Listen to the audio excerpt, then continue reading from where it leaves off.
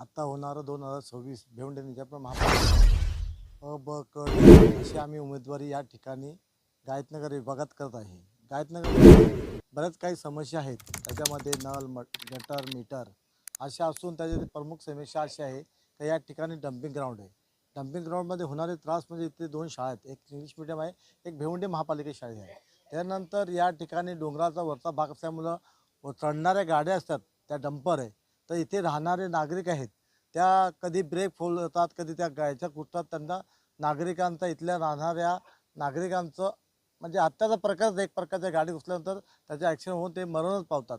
म्हणजे इथल्या नागरिकांचं मरण पण नाही आणि इथं जिवंत राहताना आरोग्यालाही धोका आहे.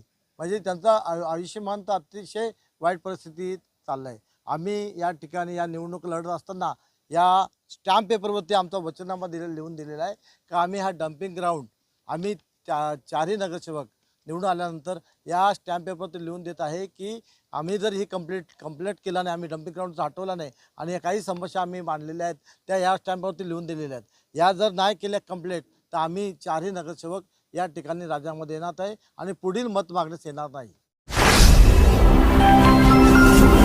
Speed news Bharat.